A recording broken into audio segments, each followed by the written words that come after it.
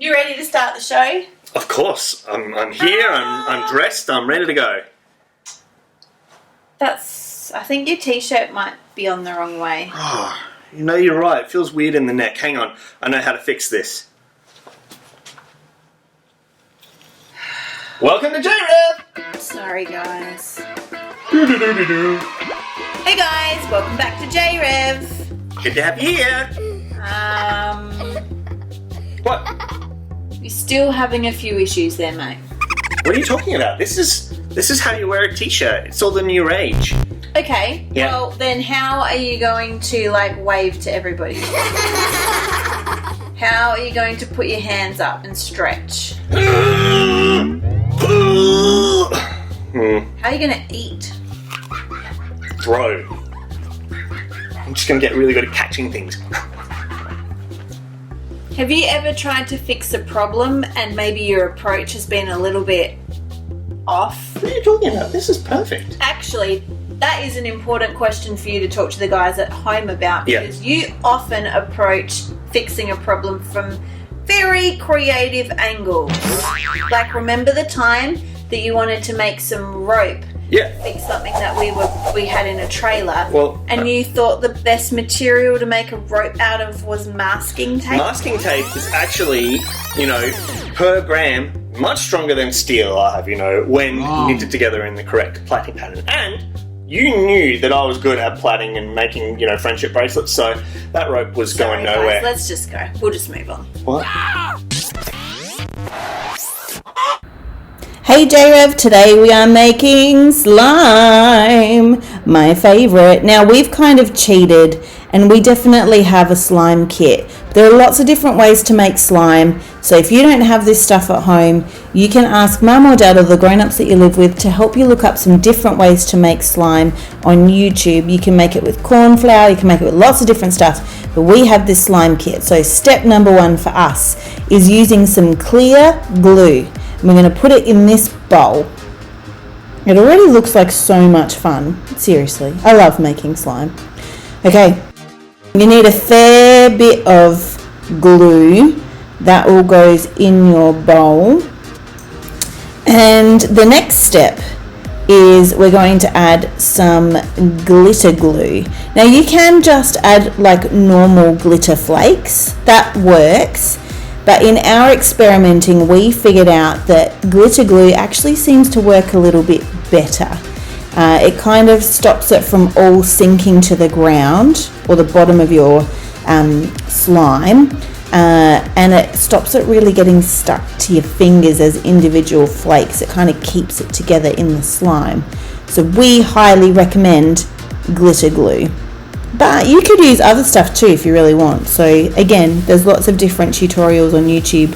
Get the grown-ups in your life to help you look up some different ways to make it.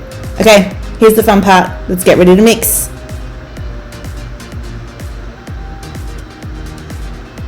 Oh, let's speed it up. This is taking too long.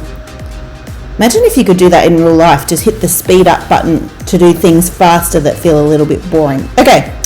Next step, we have the magic slime liquid from our slime kit. This is what turns it from a liquid into a bit more of a solid. So again, there are lots of different ways to make slime. Have a look on YouTube if you don't have access to one of these slime kits.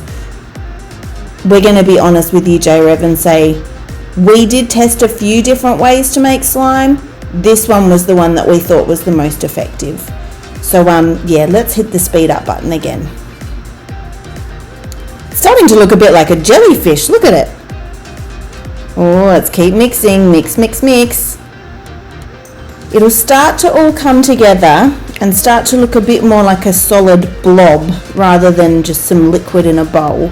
When you feel like it's started to really come together, you'll be able to pick it up and it'll feel quite solid. Now, the catch with this is the more that you play with it, the more firm and solid it becomes.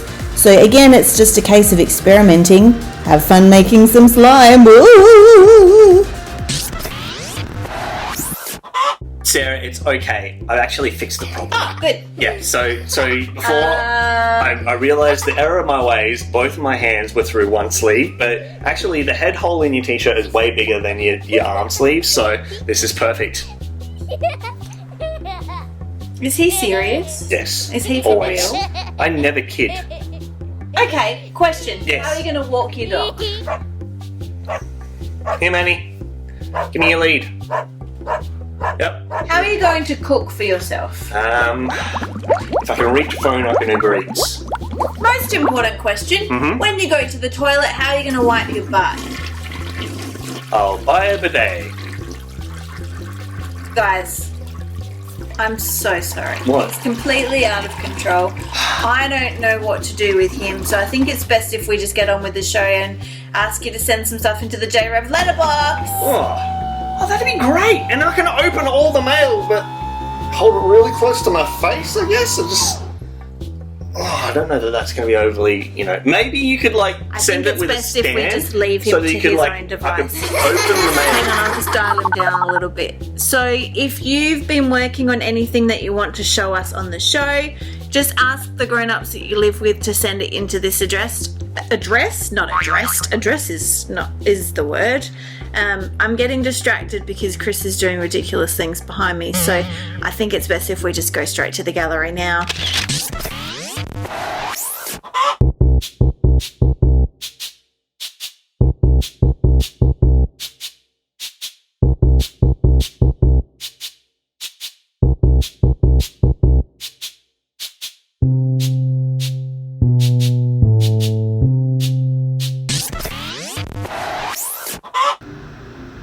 Hi JRev.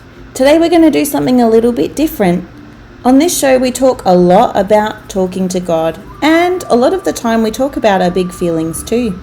So we thought we'd talk about those two things together, and how sometimes when we're dealing with a really big feeling, it's a really good idea to stop and talk to God about what we're feeling. So today we thought we'd practice doing that, and we've got this really cool video that just helps me feel really calm. It gives me something to look at and focus on my breathing. So we're going to do that together. So we invite you to have a look at the blobs on the screen. Look at the way that they're moving. That's pretty cool. It's pretty fun. And as you're watching them on the screen, we want you to take in a really deep breath in through your nose. And then we want you to let that breath go out of your mouth. We're going to do 2 more of those. A big deep breath in through your nose and out through your mouth. And 1 more deep breath in through your nose and out through your mouth. We want you to focus on where your feet are at the moment. Are they on the ground?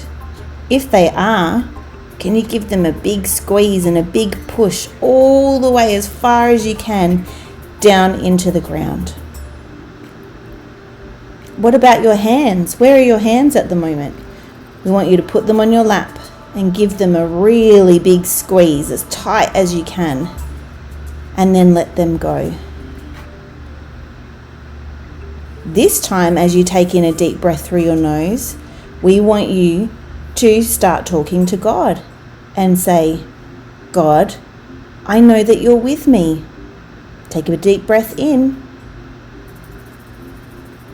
And as you let your breath out, this time we want you to say, God, I know that you love me. Let's do that again. In through your nose, and remember inside of your mind to say, God, I know that you're with me. And as you breathe out, you can say, God, I know that you love me.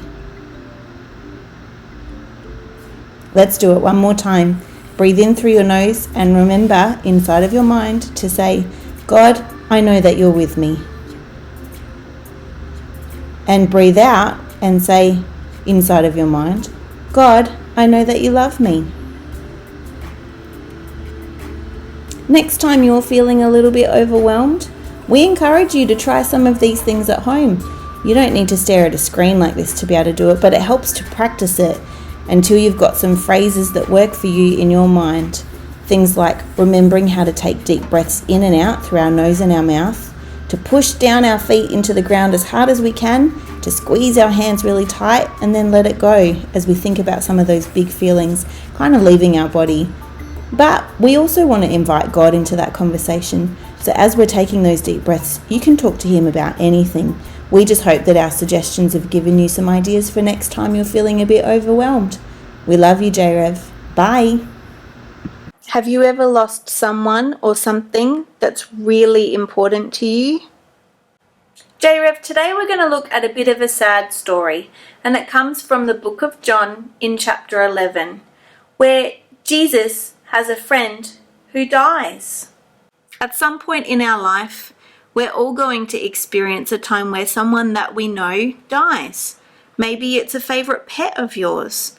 Maybe it's a great-grandma or a great-grandpa. But we all experience loss at some point. And if it's not someone who's died, maybe it's someone that's moved away and you can't see them anymore. Like, I have a friend who lives on the other side of the world at the moment from me, and I miss her a lot. See, Jesus had this friend called Lazarus, and Lazarus's two sisters had sent a message to Jesus saying, "Come quick, Lazarus is not well." But before Jesus could make it back to the town where Lazarus was, Lazarus had died. Can I tell you that even though Jesus, like the Son of God, the King of the universe, the Saviour of the world, even though he's God's Son, he was still fully human. And the Bible tells us that he was so sad that his friend had died that Jesus wept. Jesus knows what it's like to feel sad. He knows what it's like to feel really overwhelmed by sadness. Now, this story has a pretty cool twist to it, because in God's upside down kingdom, King Jesus has all power and all authority. So Lazarus actually rose from the dead. Jesus brought Lazarus back from death to life. Now that is a pretty cool superpower.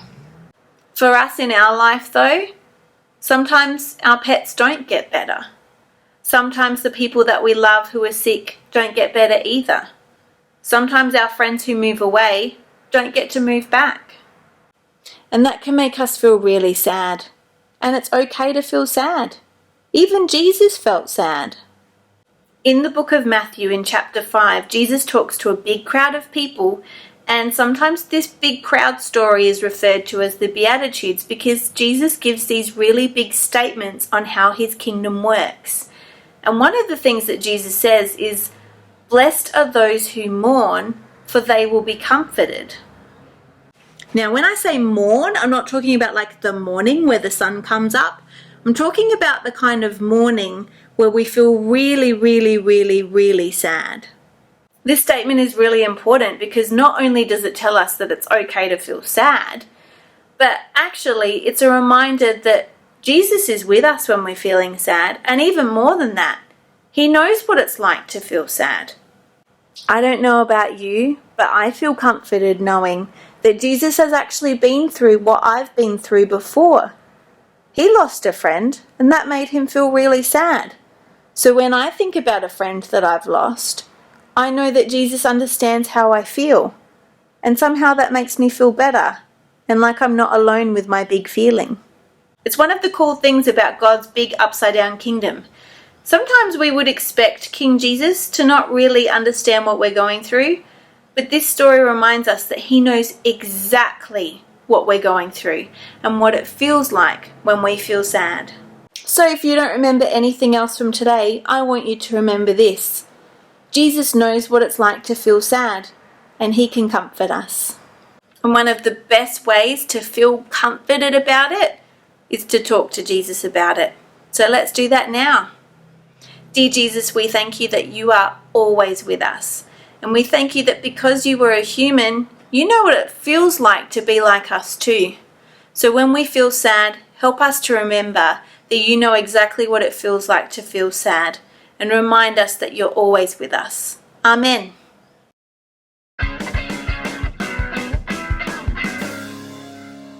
Today's memory verse helps us heaps when we're thinking about how we bring God's kingdom. It's from Matthew 6, verse 10. Your kingdom come. Your will be done on earth as it is in heaven. Should we do it again? Okay. Matthew 6, verse 10. Your kingdom come. Your will be done on earth as it is in heaven. Hey JRev, guess what time it is? Oh, It's time it is high time to wear a t-shirt normally. that you've learned how to dress yourself. Congratulations to you, Chris Green. Take a bow for the JRevers at home. Thank We you. are immensely proud of Thank you. that at 34 years old you can now put on a t-shirt independently. Well, you know what? I realised that Professor Albert T-shirt, the inventor of the t-shirt, actually knew what he was doing when he made the t-shirt originally back in 1937. So, you know, I figured I should probably just follow his original patent ideas and, you know, wear it normally. So, there you go. That's not a real scientist, and Chris just invented that piece of information to try and impress you. But do you know what today's challenge is? Yes, it is. The challenge this week is don't fix it, feel it. Huh? Well, I don't know about you, Sarah, but when I see something that's broken, Right. I have this drive, this urge to fix it. Sometimes in, you know, some pretty novel ways, right? I'll think outside the box and I'll try and think of different ways that I could go about approaching how to fix it. Yeah, how does that work for you most of the time? It doesn't work out too great. But this week, it's not about fixing things as much as it is not fixing people. Ooh, tell me more. So, Sarah, do you know anyone who has ever been sad? Oh, yes. So many people. Like last week, I was talking to my friend whose dog had passed away. Oh, don't start. Dogs live forever, Sarah. Yes, they live forever. The sad reality Not gonna is cry? that sad things happen to everybody. Yeah. So, when your friend was sad, did you go out of your way to go, don't worry, I'll get you a new dog that looks exactly like the old dog and I'll make sure that they are named the same and maybe even they're from the same litter. I will go to the ends of the earth to fix your sorrows and then everything will be okay and you won't have to be sad anymore. Is that what you did? No. What did you do instead? You can't fix that. No, you can't fix that. So what did you do with your friend instead? I sat with my friend. Yeah. And we talked about all of our happy memories of her dog. And we talked about how much we would miss her dog. And we cried for a while. And we also laughed because her dog was pretty funny. And we remembered her dog. So JRev, it's really important that you know that it's okay to have big feelings and it's okay for others to have big feelings. Yeah. And just because you or other people are having big feelings doesn't mean that it needs fixing. It doesn't need covering up. Sometimes you just have to feel the big feelings. Yeah, it's actually really important and it shows the other person that you care about what they're experiencing and that what they're experiencing is really important. Because you wouldn't have said to your friend, oh, get over it, you'll be right. Moving on. No, that's a horrible thing to say. Yeah, it's really important that you feel what your other person is feeling. Yeah, and validate that what they're experiencing is really important and normal. Yeah. Sarah, all this talk about your friend's dog dying, Yes, that's super sad. so sad. I don't want to fix it, but I do want to feel the feelings and say I'm sorry that your dog died. So I'm actually going to go and make a card and I might draw a dog on that's it. a nice idea. And I might say, I'm sorry your dog died. Yeah. I'm your friend and I will be here for you. Yeah, that's really kind. Yeah, We'll so- see you next time, JRev. Bye. Bye. Okay, so I'm going to need some craft paper. Yeah. I'm thinking I might do a bit of an impressionist version of the dog. Yes. Because I like the idea of like a Picasso dog.